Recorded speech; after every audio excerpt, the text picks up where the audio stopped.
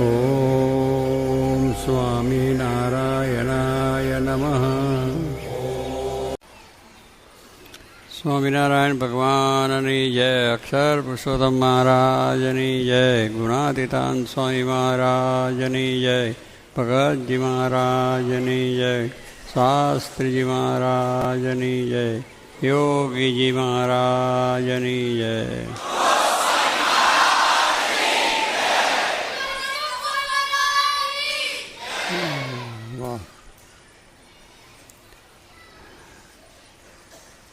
આજે અહીંયા છાત્રાલયમાં અભ્યાસ કરેલા વિદ્યાર્થીઓએ જે પ્રોગ્રામ આપ્યો એ બહુ સુંદર રીતે એમને રજૂઆત કરી છે.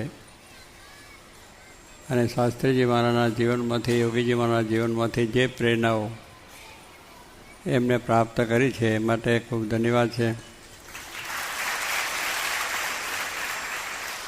કારણ કે વિદ્યાર્થી જીવન એમાં આ બધી સત્સંગની, નિયમ ધર્મની વ્રતો કરવા, જે હમણાં કહ્યો ને કે ઉપવાસ કરવાના, નિયમ કરવાના, આવા બધા એ થવું બહુ કઠિન છે વિદ્યાર્થીઓનું.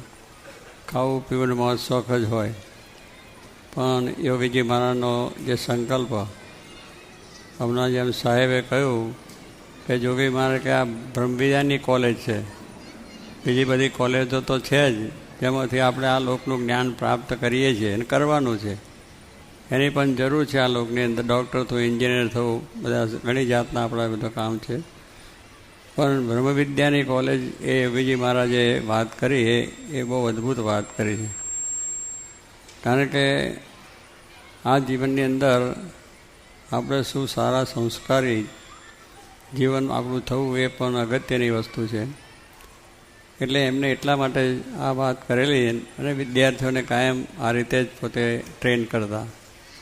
એમની પાસે જ્યારે બે વેકેશનની અંદર આ વિદ્યાર્થીઓ કોલેજના આવે, વેકેશનની અંદર એમનો સમાગમ, દર્શન, સેવાનો લાભ લેવા માટે, તો કાયમ એમને બેસીને આ વાત કરતા કે આપણે આ પ્રમાણે નિયમ ધર્મ બરોબર રાખવા, બહારનું ખાવું પીવું નહીં, ચોરી કરવી નહીં, જૂઠું કરવું નહીં, અને મહારાજનો આશરો દર રાખીને મહારાજની ભક્તિ કરવી, અને આપણા મા બાપને પણ રાજી કરવા, અને સારામાં સારો અભ્યાસ કરવો અને ફર્સ્ટ ક્લાસ આવવું.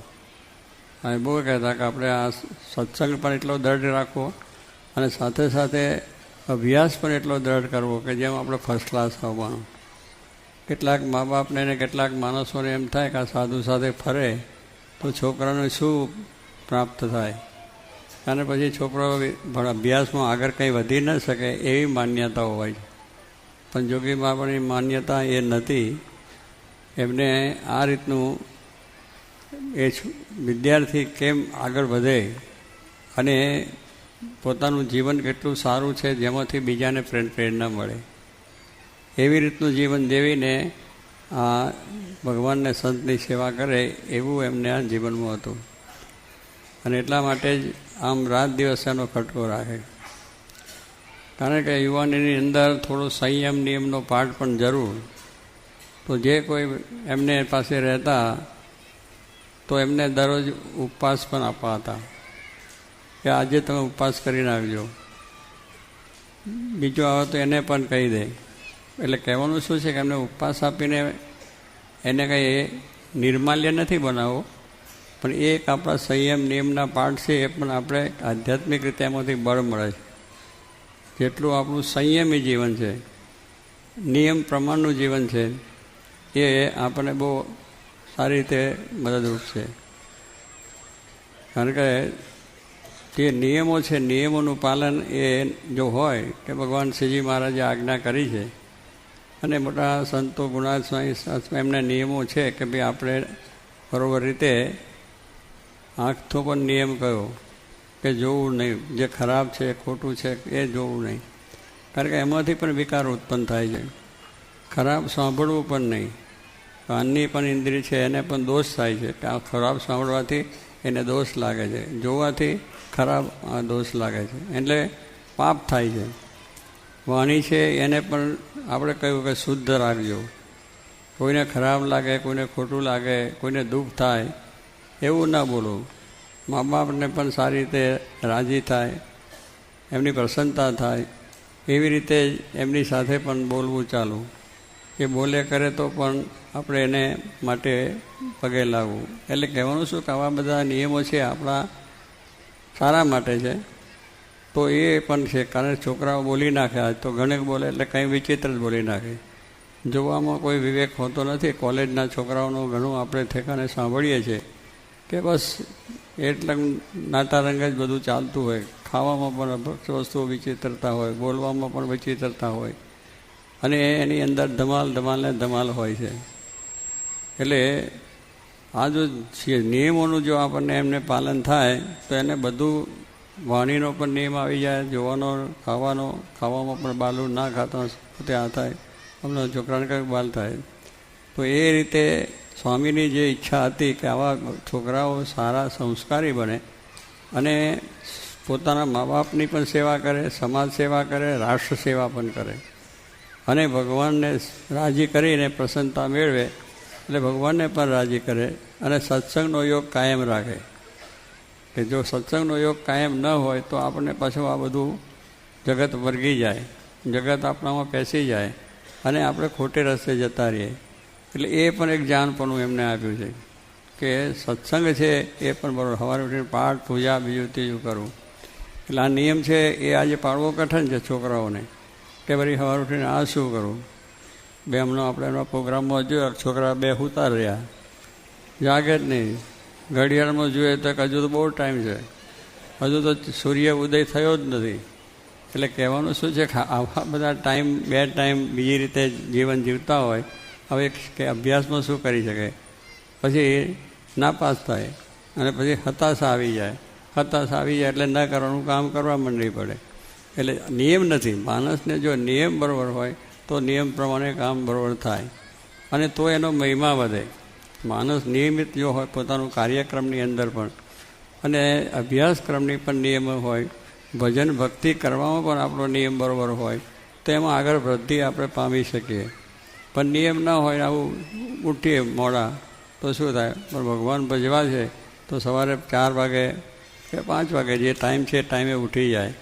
એટલે કાર્યક્રમ જ તો ટાઈમ ટેબલ જેમ આપણે છે વિદ્યાર્થીમાં, સ્કૂલોની અંદર, કોલેજોમાં કે આ પછી આવશે. અત્યારે આપણે અહીં પ્રોગ્રામ કર્યો હોય એમાં પણ ટાઈમ લખ્યો, આ ટાઈમે આટલું, આ ટાઈમે આટલું, તો એ કાર્યક્રમ પૂરો થાય એ પ્રમાણે. અને જો કાર્યક્રમ ના હોય તો કાં ઓછું થાય ને કાં વધુ જતું રહે, કલાક વધારે. એટલે નિયમ પ્રમાણે ના થાય તો એની અંદર આપણું બધું ગડબડ થઈ જાય છે. પણ નિયમ પ્રમાણે જો હોય તો એની મહત્તા છે, એની વિશેષતા છે. અને સૂર્ય ઉદય થાય છે, આપણે જે સૂર્યની વાત કરીએ એ સૂર્ય બહુ નિયમ પ્રમાણે ચાલે છે. આખું એનું જીવન છે નિયમ પ્રમાણે છે. ભગવાનની આજ્ઞાને આદેશ મુજબ એને ભગવાનનો આદેશ થયો છે કે તારે દરરોજ આ ટાઈમે ઉઠવું. એનો દરરોજ ટાઈમ હોય છે. એ સવારે એને 6 વાગે ઉઠવાનું. જે તિથિએ જે દિવસ કહ્યું હોય તો 6 વાગે બરાબર ઉદય થઈ જાય. એમાં ટાઈમ ટેબલ નહીં થાય. ઘડિયાળના ટાઈમ કે એના પ્રમાણે ચાલે પાછું. જો ઘડિયાળ પણ એ પ્રમાણે મૂક્યું હોય તો શું કે બીજે દિવસે 6:01 તો 6:01 જ ઉદય થાય. એ તમે જોજો, બધું ક્રમ પ્રમાણે છે. કારણ કે એનું ટાઈમ ટેબલ નક્કી જ થઈ ગયું છે. તો એ પ્રમાણે ચાલે છે. તો એની મહત્તા છે કે સૂર્યને નમસ્કાર કરીએ છીએ. એની મહત્તા છે કે એને આપણા કેટલો બધો ઉપકાર કરે છે, કે પ્રકાશ આપે છે, કે જેની જરૂર આપણે ખૂબ છે. કે દરરોજને દરરોજ આપણો પ્રકાશ ના હોય તો આપણું કામ થઈ ન ગયું. તો એ પ્રમાણે ઉર્જાની રીતે પણ એની સેવા છે કે પ્રકાશ જ આપે છે. આ પ્રકાશ આપે છે એનો પાછું એ કંઈ બદલો લેતો નથી. એનું બિલ આપણી પાસે આવતું નથી. એ ફ્રી ઓફ ચાર્જ જ ચાલે છે. જો એનું બિલ આવે તો આપણે બધા કેટલા એ થઈ જઈએ. એક ઇલેક્ટ્રિકનું બિલ થોડું આવે એમાં ગભરાઈ જાય છે, બહુ બિલ આવી ગયું. પણ બહુ બિલ આવ્યું, તમે ખોટી રીતે વાપરો છો તો વધારે આવે કે ના આવે. જેટલું ખોટું કરીએ, જેટલું ખરાબ કરીએ એટલું આપણા ઉપર ભારણ થાય છે. તો માણસ સમજતો, પણ જો આ એ નિયમ પ્રમાણે એનું ઉર્જા આપે છે, નિયમ પ્રમાણે ઉગે છે, નિયમ પ્રમાણે કાર્ય કરે છે, તો એને આપણે નમસ્કાર કરીએ છીએ, એને વાત કરીએ છીએ. તો એનું જીવન એવું છે. તો એવું જીવન આપણે બનાવવું છે. જોગી મહારાજની એ ઈચ્છા છે કે આપણા વિદ્યાર્થી, આપણા સત્સંગીઓ, આપણા જે ભક્તો બધા એવા થવા જોઈએ. એવું એમનું જીવન હોય કે એમાંથી બીજાને પ્રેરણા મળે. બીજાને થાય કે ના ભાઈ આના જીવનથી જો આને આટલો લાભ થયો છે, આપણે જીવે તો આપણને કેટલો બધો લાભ થાય. અભ્યાસમાં લાભ થાય, વેપારમાં લાભ થાય, નોકરીમાં લાભ થાય, દરેક કાર્યોની અંદર થાય. ભક્તિ કરવામાં પણ આપણને લાભ થાય. અને એ પ્રમાણે મહારાજે કહ્યું કે પહેલાં ઉઠીને શું કરવાનું? રેડિયો ઓન નહીં કરવાનો, ટીવી નહીં કરવાની.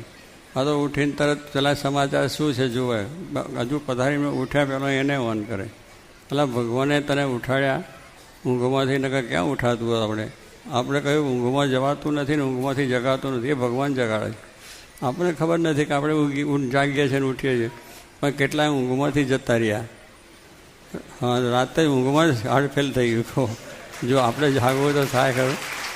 એટલે આપણે કહીએ છીએ કે હું જાગું છું, નથી જગાડું. એ ભગવાનનું જ કાયદો. ભગવાન જગાડે છે એટલે ભગવાનનો ઉપકાર માનવો છે કે ભાઈ હું આખી રાત રીતે રહ્યો અને મને આપે આ સાજો સમય જગાડ્યો છે, એ આપણો મોટો ઉપકાર છે.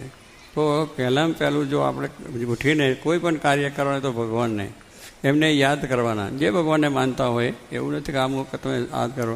તમને જેમાં શ્રદ્ધા હોય, જેમાં વિશ્વાસ હોય, એને ઉઠીને પહેલાં સંભાળો કે તમે અમારો પર બહુ જ મોટો ઉપકાર કર્યો કે જેથી કરીને હું જાગ્યા અને આ સારું કાર્ય. હવે એટલી પ્રાર્થના ભગવાનને કરીને પછી નાહવા ધોવાનું. પછી આપણે શું કે નાહવા ધોવાની વાત છે. એટલે નહીં ધોઈ એટલે પહેલું શું છે, જાજરું જેવું એ કરવું, બધું નાહી ધોય એ પણ ટાઈમ પ્રમાણે. પછી એમાં કલાક નહીં કરવાનો. કેટલાક તો ઘસ કર્યા જ કરે, પણ ભાઈ એ ઉજરું નથી થવાનું, જે છે એને એવું છે. પણ આવો ટાઈમ એટલે શું, બધાનો ટાઈમ, નાહવાનો ટાઈમ જેટલો 5-10 જોઈએ એટલો જોવાનો જ. પછી નહીં, પછી બાથરૂમ હું કપડાં પહેરવાનું, જે પહેરવાના હોય એ પછી કપડાં પહેરવામાં પાછા ટાઈમ લે. એમાં આમ નહીં ને આમ નહીં તેમ નહીં કરતા પછી એટલે વેસ્ટ ટાઈમ કેટલો આપણો જતો રહે. પણ જો ટાઈમસર તમે કરો તો બધો ક્રમ બરાબર થઈ જાય. હવે એટલે મોડું થયું, પહેલાંમાં થયું, પહેલાં પછી બહાર ઉઠીને પાછું છાપું આવીને છાપું લઈને બેઠા, અને વળી પાછું બીજું કંઈક આમ તેમ થયું અને ટાઈમ જતો રહે.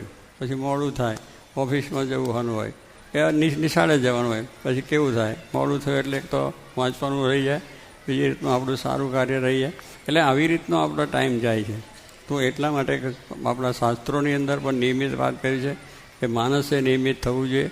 તો એ માણસ જો નિયમિત છે તો બધું દુનિયાનો ક્રમ બધો નિયમિત થશે. આપણે નિયમિત છે તો બધું નિયમિત ચાલે, પણ આપણે નિયમિત ના હોય તો બધું તંત્ર ઘરનું બગડે, સમાજનું બગડે, દેશનું બગડે, બધું જ બગડે છે. એટલે એટલા માટે આપણા શાસ્ત્રોએ બહુ નિયમ આપ્યા છે, અને એ પ્રમાણે જો જીવન જીવે તો માણસ સર્વ પ્રકારે સુખી થાય. એમાં કોઈ જાતની ખામી આવતી નથી, પણ એ માર્ગે ચાલવું બહુ કઠણ પડે છે. એટલે આજે કેળવણીની અંદર છોકરાઓ જે વાત કરી એટલે આપણે છોકરીમાની ઈચ્છા પ્રમાણે થાય છે તો વાંધો નથી, પણ એમાં જો એ આગળ પાછું સેટ થાય તો જીવન એમનું બગડે, મા બાપના પૈસા બગડે, અને પછી દુઃખી જીવનમાં રહે. પછી શું કે નોકરી ધંધો મળ્યો કઠણ ના પડે, જે ડિગ્રી મળે નહીં તો શું થાય. એટલે પોતાનું લાઈફ બનાવવું કેવી રીતે એ પોતાને જ જોવાનું છે કે મારે મારું લાઈફ કેવું બનાવવું છે, મારું જીવન કેવું બનાવવું છે. એ શાસ્ત્રોના વચન પ્રમાણે, મોટા પુરુષના વચન પ્રમાણે જો આપણે ચાલીએ તો જ થાય. પણ જે હવે ગરબડિયા હોય, દારૂડિયા હોય જોડે બેસે તો આપણું જીવન કંઈ સારું ના થાય. ખરાબ માણસોથી થતું નથી, સારા માણસોથી પ્રેરણા મળે છે, અને સારા માણસો થકી આપણને આગળ વધાય છે. તો એ સારામાં સારા માણસ તો ભગવાન છે, એમના સંત છે, શાસ્ત્રો આપ્યા છે, એમને નિયમો આપ્યા છે, એ આપણે માટે સારામાં સારું. તો એને મહત્ત્વ આપીને જો આપણે આપણું જીવન જે કંઈ આપણું આ સંસારી જીવન છે એમાં જેટલું આપણે આગળ વધવું છે તો વધશે, અને સારા સદ્ગુણો આપણી અંદર આવશે કે જે સદ્ગુણોથી બીજાને પણ આપણા પ્રત્યે પ્રેમ થશે, આપણે બીજા ઉપર પ્રેમ થશે, અને એકબીજાને શાંતિ થશે, પ્રાપ્ત થશે. તો એ માટે જોગી મહારાજે બહુ ખટકો રાખીને આવા બધા વિદ્યાર્થીઓને તૈયાર કરેલા હતા. એ પણ સાધુ પણ થઈ ગયા છે, અને અત્યારે બધા સંતો, મહંત સ્વામી, ડૉક્ટર સ્વામી છે, મહંત સ્વામી, વિવેક સાગર સ્વામી છે, ઈશ્વર સ્વામી છે, કોઠારી સ્વામી છે, ત્યાગવલ્લભ સ્વામી, બધા સંતો થઈ જાય. તો શું આજે કેટલું સરસ કામ કરે છે. કારણ કે જોગીમાની આજ્ઞા પ્રમાણે વર્ત્યા, તો સારામાં સારો અભ્યાસ પણ કર્યો, અને સાથે સાથે ડિગ્રીઓ મેળવી, અને આજે સારે સત્સંગનું પણ કામ કરે છે. એનું કારણ છે કે એમને મોટા પુરુષની આજ્ઞામાં શ્રદ્ધા અને વિશ્વાસ હતો કે એ જે કહે છે બરાબર છે, અને એ પ્રમાણે આપણે જો કામ કરીએ તો થાય. શ્રદ્ધા હોય તો કામ થાય કે હું સ્કૂલમાં જઈશ અને મારી ડિગ્રી પ્રાપ્ત કરીશ એ થશે જ. હું ભણતો કોલેજમાં પછી પ્રોફેસર થઈને ડૉક્ટર થઈશ કે એન્જિનિયર થઈશ. એમાં શ્રદ્ધા પહેલી હોવી જોઈએ અને એ કરવાથી મને ફાયદો છે. પણ એ શ્રદ્ધા ના હોય તો ના ભણે, કાંઈ નહીં, આમાં શું ભણીને ક્યાં થવાનું. અને એ પ્રમાણે થઈ જાય. કેટલાક કે ભણતા બી મરતા બી અને ના ભણતા પણ ભણે છે મરી જાય છે, નથી એવો વાત કરે એનાથી ભણતર થાય ખરું. મરવાનું તો છે, હકીકત છે, પણ મરવાનું એવું છે કે આપણામાંથી પ્રેરણા મળે એવું મૃત્યુ એટલે આપણું સારું મૃત્યુ જેને કહેવાય. મૃત્યુ પણ એવું સારું થવું છે. પણ જો ખોટું કર્યું હોય તેમાંથી પ્રેરણા બીજાને શું મળે કે મરી ગયો, ભલે ગયો, એક લાશ ગઈ, દુનિયામાંથી એક ખરાબ માણસ ગયો, એવું આપણને એના પ્રત્યે પ્રેમ નથી થતો. પણ સારો જાય તો દુઃખ થાય છે. તો એવું આપણે જીવીએ કે જેનાથી આપણને શાંતિ થાય, સમાજને દિદ્યા થાય અને બધી રીતે થાય છે. તો આપણે આ પ્રમાણે આપણા જીવનને સારું બનાવીએ. વિદ્યાર્થીઓને મહારાજ એવું બળ આપે, એમનામાં આવા જે વિચારો છે દૃઢ રહે, સારા રહે, વ્યવસ્થિત રહે અને અહીંથી બહાર નીકળીને પણ જ્યાં પોતે જાય, જે દેશમાં જાય, જે ક્યાં આગળ જાય, નોકરી ધંધો વ્યવસાય કરે એમાં નીતિ નિયમનું પ્રમાણ રહે. સાહેબે જેમ વાત કરી આપણને કે ભગવાન પાસે એટલું છે કે મારું એટલું સુંદર સારું હું જીવન જીવું કે જેથી કરીને આપણને કોઈ પણ જાતનું એ ના થાય, કે ભગવાન સંત રાજી થાય એવું જીવન જીવવાની જે બળ માગ્યું છે એમને મહારાજને પ્રાર્થના કરીએ એવું જીવન સર્વનું બને અને સર્વ પ્રકારે શાંતિ થાય.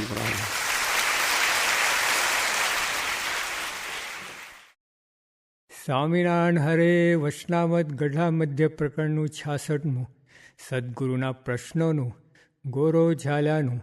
સ્વામિનારાયણ હરે સંવત 1881 પોષવદી પ્રતિપદાને દિવસ સ્વામી શ્રી સહજાનજી મહારાજ શ્રી ગઢડા મધ્યે દાદા ખાચરના દરબારમાં ઉગમણે દ્વાર ઓરડાની ઓસરીએ ઢોલિયા ઉપર ગાદી તક્યા બિછવાઈને વિરાજમાન હતા અને સર્વ શ્વેત વસ્ત્ર ધારણ કર્યા હતા અને પીરા પુષ્પના ને રાતી ગુલ્લાવદીના પુષ્પના હાર કંઠને વિશે વિરાજમાન હતા અને પીરા પુષ્પનો તોરો પાગને વિશે વિરાજમાન હતો અને પોતાના મુખારવિંદની આગળ મુનિમંડળ તથા દેશ દેશના હરિભક્તની સભા ભરાઈને બેઠી હતી અને પોતાની આગળ સરોદાને દુક્કળ લઈને સંત મંડળ વિષ્ણુપદ ગાવતા હતા.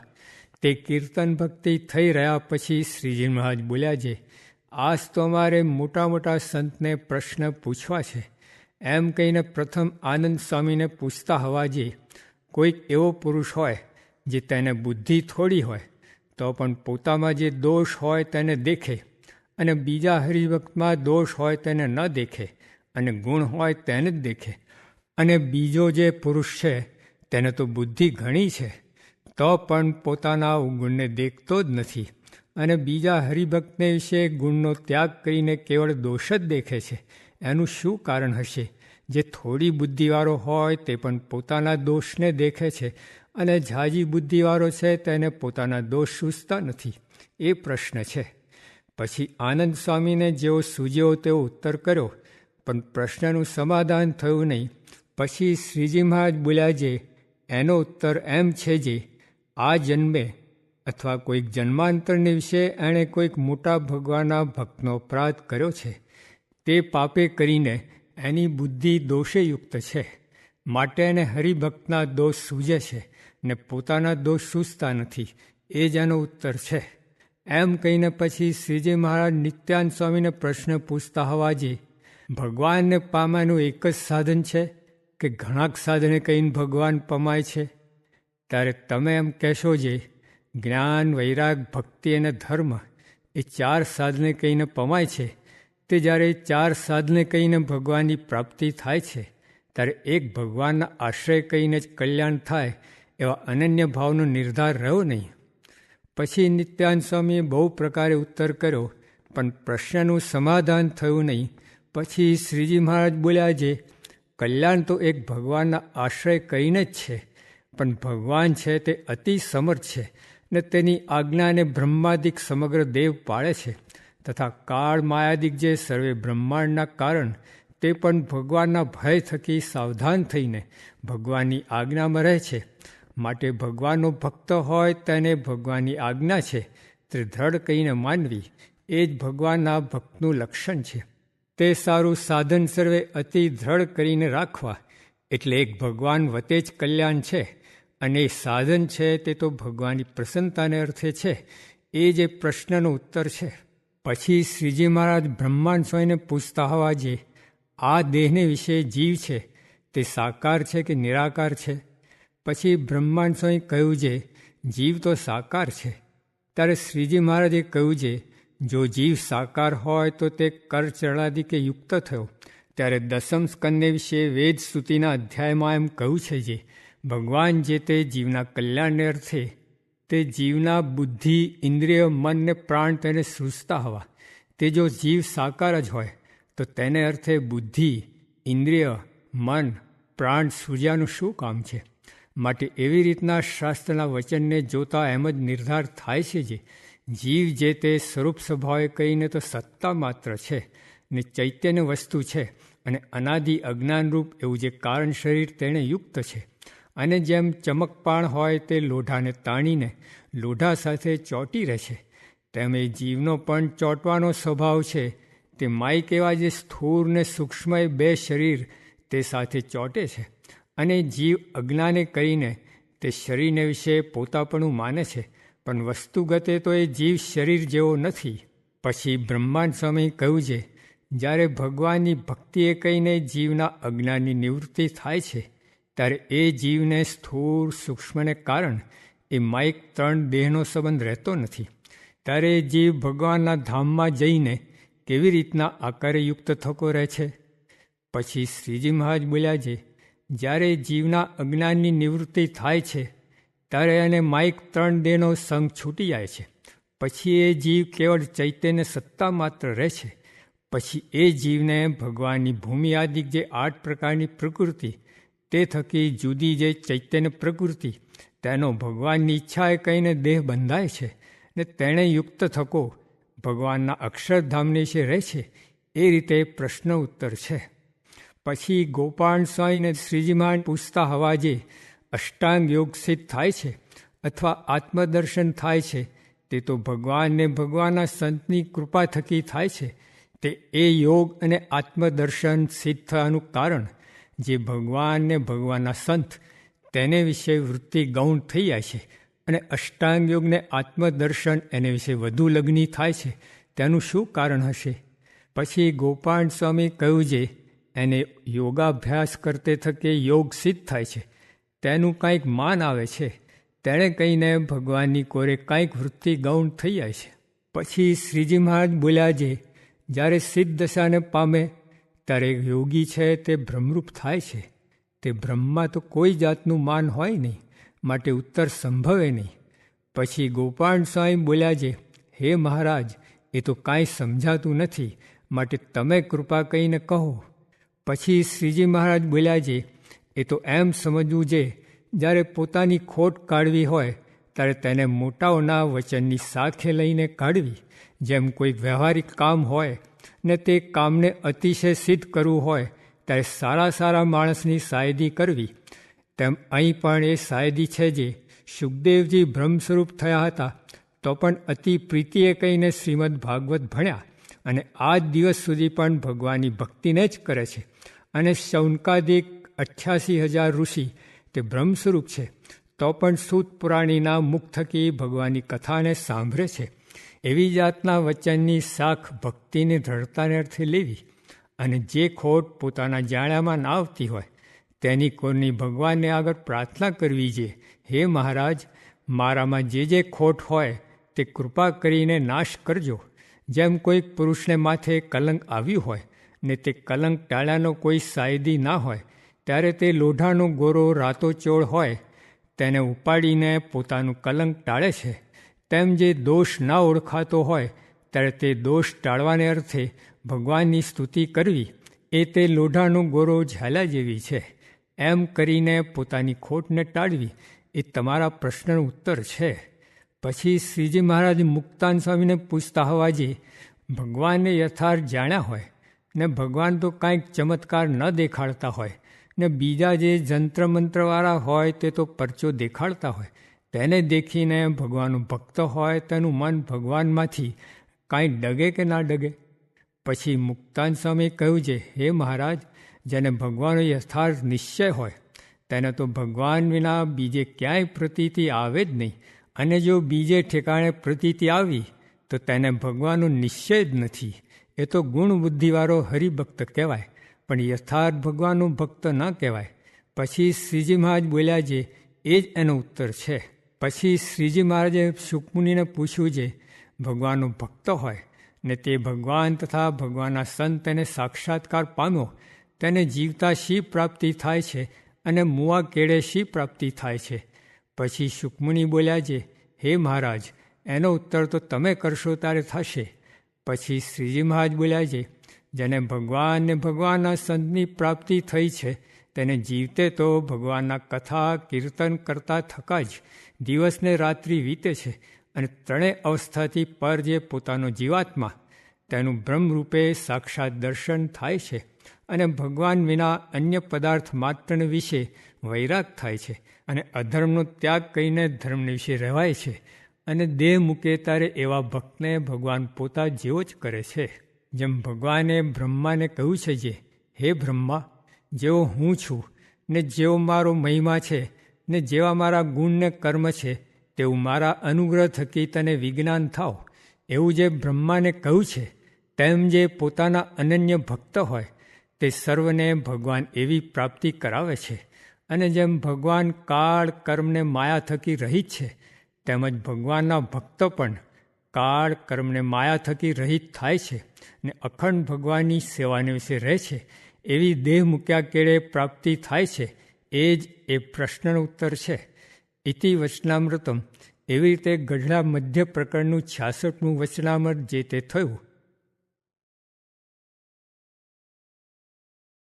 સ્વામિનારાયણ સ્વામીએ વાત કરી જે દિવ્ય ભાવ ને મનુષ્ય ભાવ એ બેને એક સમજે તે માયાને તરી રહ્યો છે, ને એ જ માયા છે તે જાણવી, ને એમ ન જાણે તો પ્રથમ પ્રતાપ દેખાડે ત્યારે આનંદ થાય, ને રૂએ ત્યારે મૂંઝવણ થાય, ને દિવ્ય ભાવ મનુષ્ય ભાવ એક સમજે તેને કયું સાધન કરવાનું બાકી છે?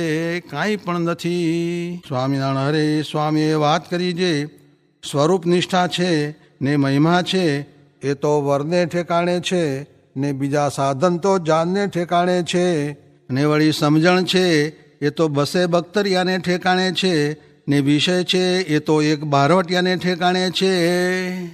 સ્વામિનારાયણ હરે સ્વામીએ વાત કરી જે અનંત કોટી બ્રહ્માંડ છે, તે સર્વ બ્રહ્માંડમાં અનંત કોટાન કોટી ભગવાનની મૂર્તિઓ છે. એ સર્વના કારણ સ્વામિનારાયણ ભગવાન છે એમ સમજવું. સ્વામિનારાયણ સ્વામીએ વાત કરી જે 1000 વર્ષનો ખીજડો હોય તેને સાંગરિયું થાય છે, ને 5 વર્ષનો આંબો હોય તેને કેરિયું થાય છે. તે તો દ્રષ્ટાંત ને એનું સિદ્ધાંતો એ છે જે ગમે તેવો શાસ્ત્રી હોય કે ગમે તેવો પુરાણી હોય, પણ આ પ્રત્યક્ષ ભગવાન ને આ પ્રત્યક્ષ સંત તેની ઓળખાણ જો ન હોય તો તે ખીજડા જેવા છે, ને તેને સંગે ટાઢું કે સુખ થાય જ નહીં. અને વિદ્યા પણ બહુ ન ભણ્યો હોય, ને અવસ્થા પણ થોડી હોય, ને કુળ ઊંચું ન હોય, પણ જો આ પ્રત્યક્ષ ભગવાનને વિશે નિષ્ઠા થઈ ને આ સાધુની ઓળખાણ થઈ તો તે આંબા જેવા છે, ને તેને સંગે તો ટાઢું થઈને સુખ્યો થઈ જાય છે. માટે જે ખીજડા જેવો હોય તેનો સંગ ન કરવો, અને જે આંબા જેવો હોય તેનો સંગ કરવો. તે ઉપર શ્લોક બોલાવીને કહ્યું છે, 12 ગુણે યુક્ત બ્રાહ્મણ હોય ને જો પ્રત્યક્ષ ભગવાન સાથે ઓળખાણ ન હોય તો તે કરતાં ભગવાનનો ભક્ત સ્વપચ હોય તે શ્રેષ્ઠ છે એમ કહ્યું છે. તે માટે ભગવાનના ભક્તને ઓળખીને સંગ કરવો, જેથી છેલ્લો જન્મ થઈ જાય, ને એવા ન મળે તો બીજા તો અનંત જન્મ ઉત્પન્ન કરે એવા છે.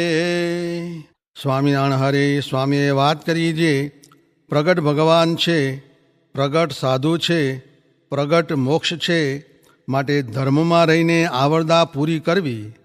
બહુ જ મોટો લાભ થયો છે તેને સાચવવો.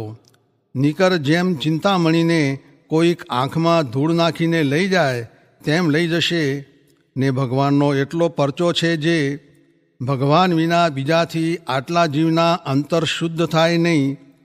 ભગવાન હોય તે અંતર ઝાલે, ને આ તો બહુ જ લાભ થયો છે. તે શું છે?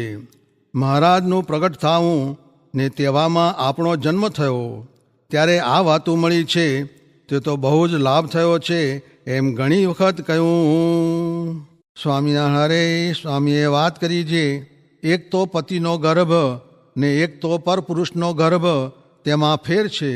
તેમ ભગવાનનું બળ ને સાધનનું બળ તેમાં ભેદ છે એમ મહારાજે કહ્યું છે. સ્વામિનારાયણ હરે સ્વામીએ વાત કરી છે, પ્રભુ મળ્યા તે વાસ્તે કોઈ વાતની ચિંતા નથી ને સંકલ્પને જ્ઞાને કરીને ઉડાવી દેવા ને તપ કરેથી ક્રોધી થવાય છે. પૂર્વે દુરાસાદિક તપ કરીને ક્રોધી થયા છે એમ કોઠારમાં વાત કરી.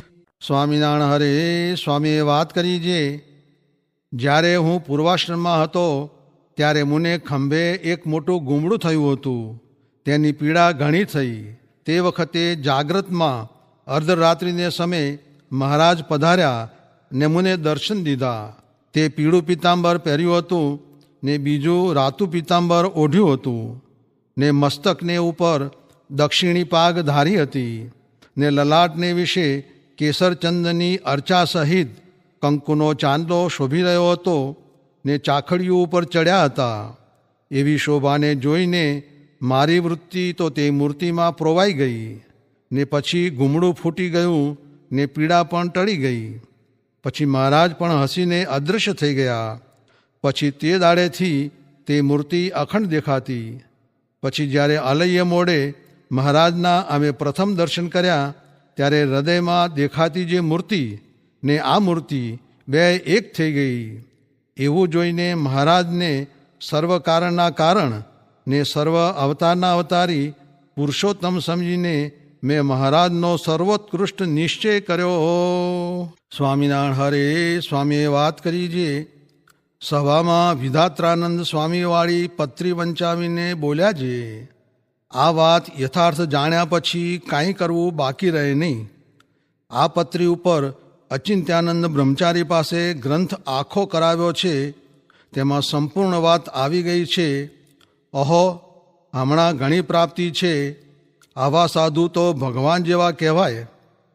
પોતાના વખાણ પોતાને ન કરવા એમ શિક્ષાપત્રીમાં કહ્યું છે, પણ કહ્યા વિના સમજાય નહીં, પછી બહુ ખોટ જાશે.